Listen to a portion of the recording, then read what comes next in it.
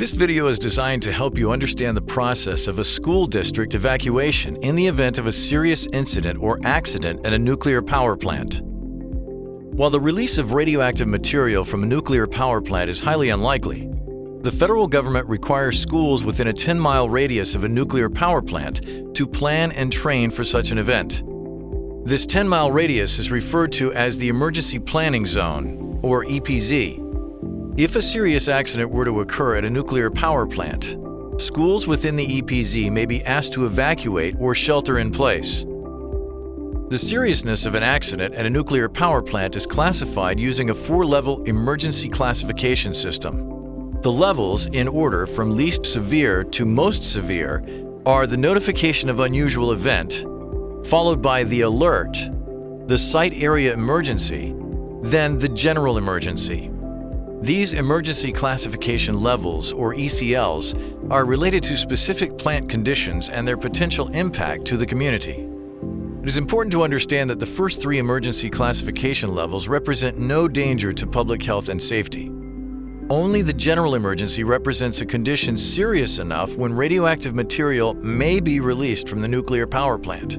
Your school has plans in place explaining appropriate actions to take based on each emergency classification level.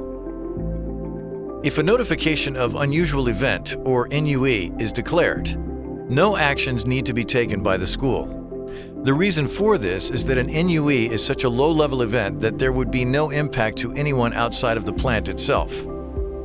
If an alert is declared, school administrators will be notified by state and county officials. The administration would then notify the schools. At this point, review the emergency plan so that you are familiar with your duties and responsibilities at each of the emergency classification levels. At a site area emergency or general emergency, schools could be ordered to evacuate.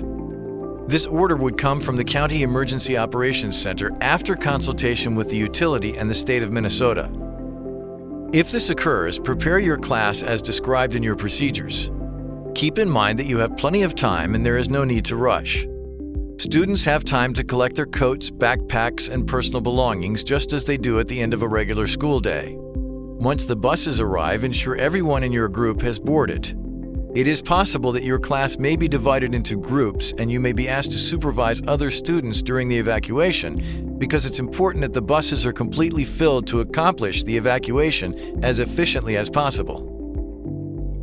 When you arrive at the sister school, you'll be directed by the staff to specific areas set aside for you. Try to keep your students busy with homework or other activities to minimize any anxiety or chaos that the evacuation may have caused.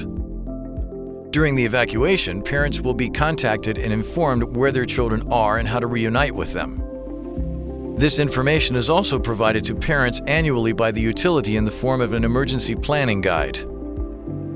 When the parents arrive, they will not be brought to the rooms where the students are located. Rather, after the parents or guardians have identified themselves, their child will be escorted by staff to a reunification area. Once all of your students have been reunited with their parents, check with supervisory staff for instructions or other assignments before you are released.